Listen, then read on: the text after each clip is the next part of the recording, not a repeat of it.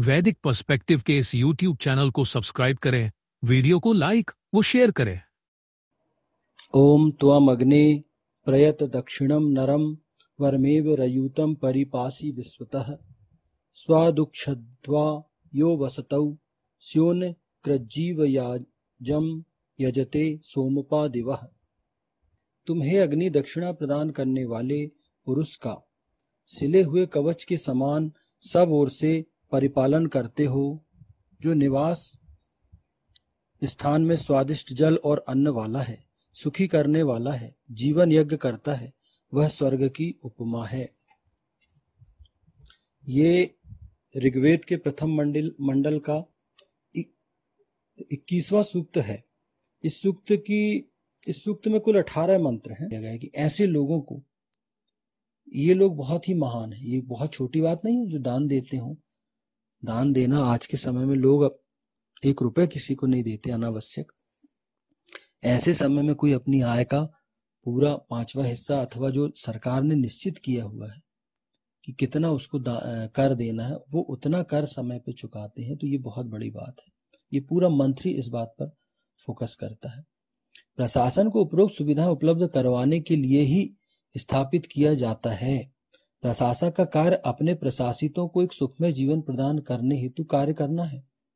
इस हेतु उसका आदर्श स्वर्ग में प्रदान की गई सुविधाएं होनी चाहिए। हाँ, प्रशासन को स्थापित इसलिए किया जाता है कि वो सारी व्यवस्थाएं, मनुष्य के लिए सारी व्यवस्थाएं सुचारू रूप से संचालित करे। लोकतंत्र में यही होता है। लोकतंत्र की ये विशेषता है कि हम अपना शासक चुनते हैं वोट चुनाव के माध्यम से। चुनाव के माध्यम से हम अपने जनप्रतिनिधियों को जो चुनते हैं वो शासन में जाते हैं, और एक प्रशासन होता है जो हमेशा काम करता है।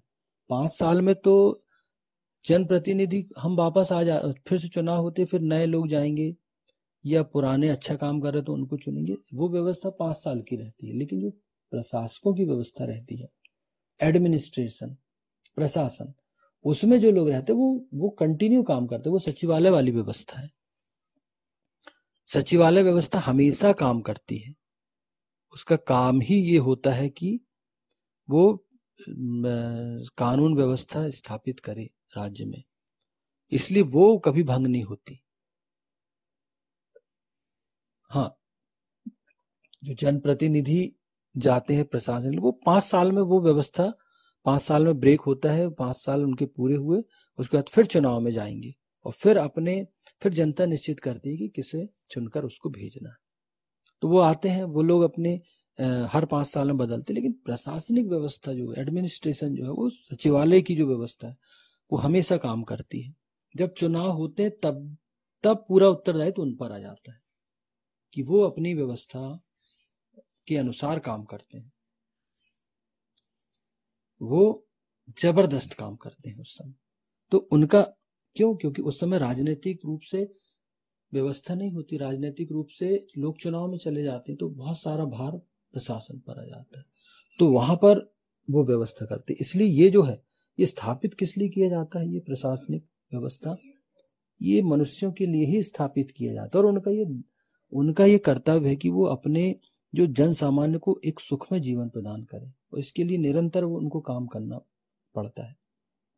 24 आवर्स, 24 घंटे वो लोग काम करते हैं। क्यों?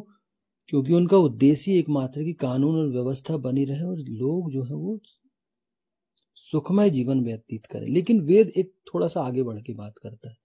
प्रशासन को ये कहते हैं, राजा को, कि प्रशासन का ये उद्देश्य है कि उसको जो व्यवस्था है वो जनता को ये फील कराना है कि आप स्वर्ग में है। जैसे हम पढ़ते हैं ना, स्वर्ग में ये मिलेगा, स्वर्ग में दुख नहीं होता, स्वर्ग में ये व्यवस्थाएं होती हैं। तो ईश्वर कहता है आम प्रशासकों को कि आपको, आम जनता को, वही जो आदर्श व्यवस्था है स्वर्ग की, वो आपको, मनुष्य को अपने प्रशासन के माध्यम से भूमि पे जहाँ वो रह रहा है वहां प्रदान करना है।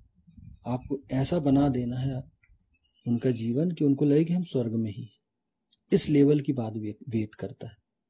जैसे स्वर्ग में सत्कर्मियों या धर्म पर चलने वाले धार्मिकों को समस्त सुख सुविधाएं उपलब्ध करवाई जाती हैं, इसी प्रकार इहलोक में प्रशासन को अपनी प्रजा को ऐसी प्रजा को जो सत्कर्मी हो, नियमानुसार चलने वाली हो, करों के माध्यम से प्रशासन को धन दान करने वाली हो, उसे उपरोक्त समस्त सुविधाएं प्रदान करना चाहिए। हाँ, जैसे एक ये माना जाता है कि स्वर्ग में कौन जाता है? जो सत्कर्मी होते हैं, धर्म पर चलने वाले होते हैं। ये माना जाता है कि धार्मिक लोग हैं तो उनके हर स्वप्न को स्वर्ग में साकार किया जाएगा, उन्हें स्वर्ग प्रदान किया जाएगा और उन्हें हर कुछ मिलेगा, जो उनकी इच्छा होती है वो स्वर्ग में उन्हें वो चीजें उन्हें प्राप्त होती हैं। तो यही जो है, यही जो व्यवस्था है, वो इसी व्यवस्था की बात करता है वेद। प्रशासकों को कहता है कि यही व्यवस्था आप उनको उपलब्ध कराओ।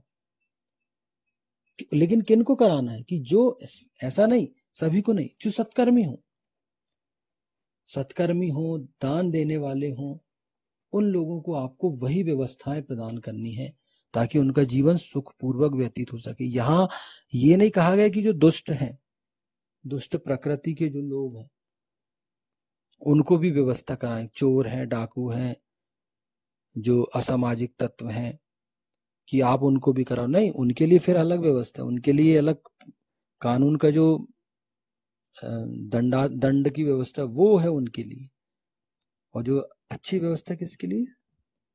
आम आदमी के लिए, जो सत्कर्मी हो, जो समाज को कुछ देता ही हो। तो बस यही है कि व्यवस्था, यही चीजें हैं कि सत्कर्मी जो हैं, धर्म पर चलने वाले हैं, समझदार व्यक्ति हैं, उनके लिए हर जगह उनके लिए व्यवस्था की गई। स्वर्ग में भी उन्हीं को स्थान मिलेगा और इहलोक में भी उन्हीं को सुख सुविधाएं मिलेगी, ऐसा परमपिता परमेश्वर वेद कहता है। तो इससे साबित होता है कि सत्कर्म के माध्यम से ही आप सुख प्राप्त कर सकते हैं।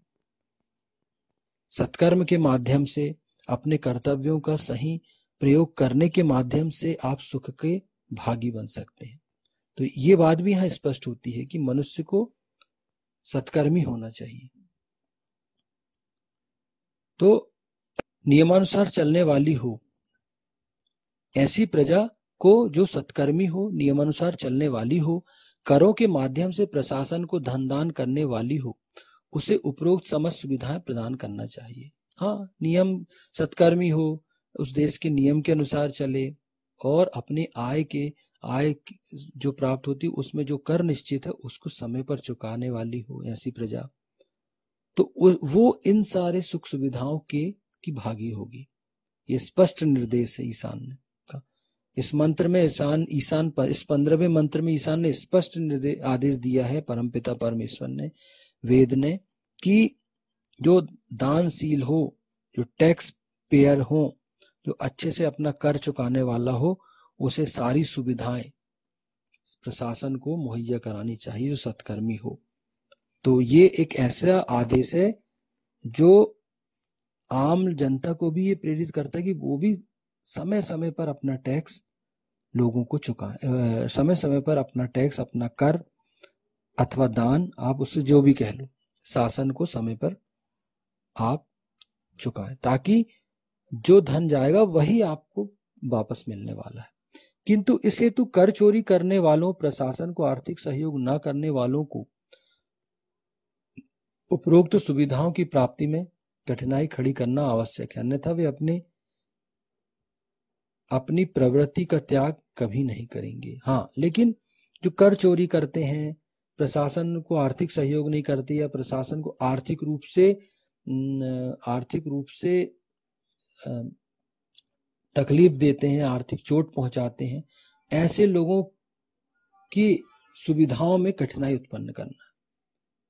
प्रशासन का दायित्व इन लोगों की जीवन में कठिनाई उत्पन्न करो, क्योंकि अगर आप ऐसा नहीं करोगे तो वो अपनी उस प्रवृत्ति को कभी नहीं छोड़ेंगे, कभी नहीं त्याग सकते। वो ऐसी जो दुष्ट जन होते हैं वो कभी नहीं त्यागते। तो यहाँ पर वेद ये कहता है कि जो दुष्ट प्रकृति के लोग हैं, जो उन चीजों को नहीं करते हैं, जो समय पे अपने कर्तव्य का पालन नहीं करते, कर नहीं चुकाते, दान नहीं देते, उनको दंडित करना आवश्यक है। क्यों? क्योंकि प्रशासन का एक दायित्व ये भी है कि दंड भी देना है, लेकिन जो लोग हैं उनकी प्रवृत्ति को भी ठीक करना है।